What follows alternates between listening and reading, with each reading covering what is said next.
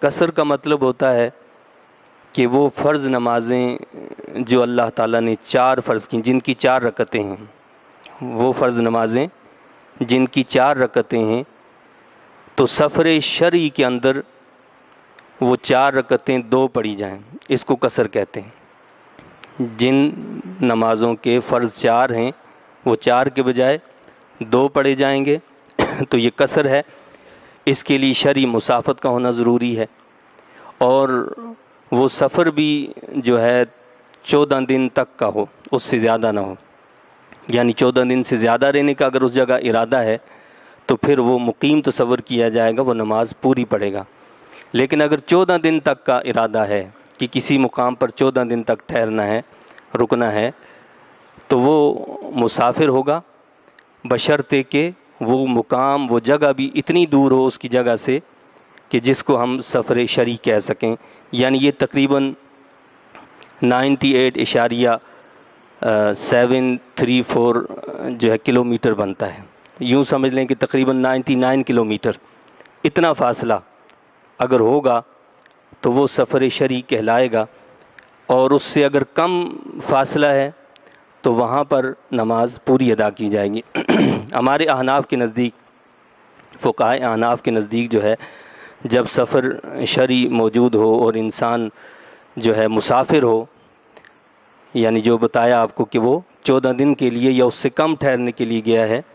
تو اس کے لیے واجب ہے کہ وہ نماز کو قصر کر کے ادا کریں، جبکہ وہ نماز اپنی ادا کر رہا ہو یا خود امامت کرا رہا ہو۔ لیکن اگر وہاں وہ جماعت کے ساتھ مقیم امام کے پیچھے نماز ادا کرے گا تو نماز پوری ادا کی جائے گی۔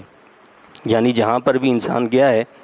مسافر ہے، وہاں اگر مقیم امام کے پیچھے نماز ادا کرتا ہے تو پوری نماز ادا کی جائے گی۔ لیکن اگر وہ خود امامت کر رہا ہے یا اپنی تنہا نماز ادا کر رہا ہے تو اس کے لیے ضروری ہے کہ وہ 4 فرضوں کے بجائے 2 فرض ادا کرے، باقی رہے جو 2 فرض ہیں، جو 3 فرض ہیں، وہ پورے پڑھے جائیں گے۔ اور اس سے یہ بھی واضح ہوتا ہے کہ یہ قصر کا حکم جو ہے صرف فرائض کے لیے ہے،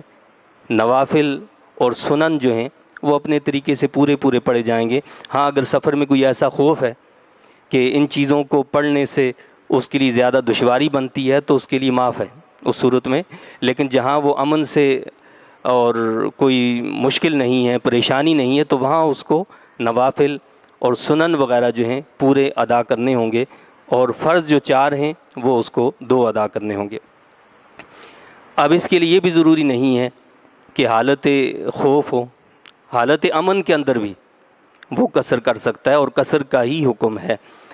حدیث شریف میں ہے، حضرت سیدنا عمر فاروق رضی اللہ تعالیٰ عنہ فرماتے ہیں، حدیث پاک کا مفہوم ہے، کہتے ہیں کہ مجھے بھی اس بات پر حیرت ہوئی کہ اللہ تعالیٰ نے جو اس آیت کے اندر بتایا، یہ تو خوف کی حالت میں بتایا کہ جب دشمن سے مقابلہ ہے، لڑائی ہے، جنگ ہو رہی ہے، تو جب ہم امن سے ہیں تو ہمیں نماز کیا پوری پڑھنی چاہیے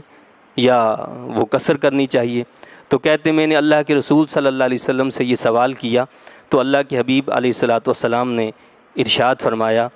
کہ یہ قصر نماز جو ہے یہ اللہ کی طرف سے صدقہ ہے تم پر، لہٰذا اللہ کے صدقہ کو قبول کرو۔ کیا فرمایا؟ یہ اللہ کی طرف سے صدقہ ہے تم لوگوں پر، اللہ کے صدقے کو تم قبول کرو۔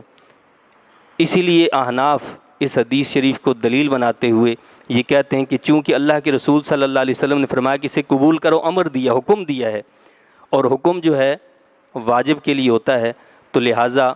سفر کے اندر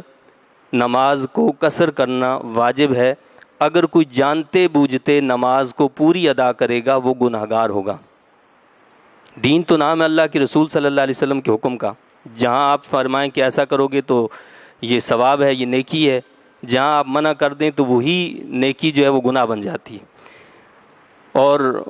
بعض علماء نے اس کی مثال ایسے دی کہ یہ تو بالکل ایسے ہے، یعنی یہ ایسا گناہ ہے،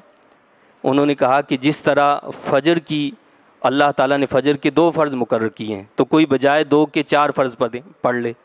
تو جیسے یہ گناہ ہے اسی طرح یہ گناہ ہے کہ جب انسان مسافر ہے، سفر میں ہے، تو اس کے لیے لازم ہے کہ وہ 4 فرضوں کو 2 کر کے ادا کرے، وہ 4 فرض نہ پڑھے بلکہ 2 فرض ادا کرے۔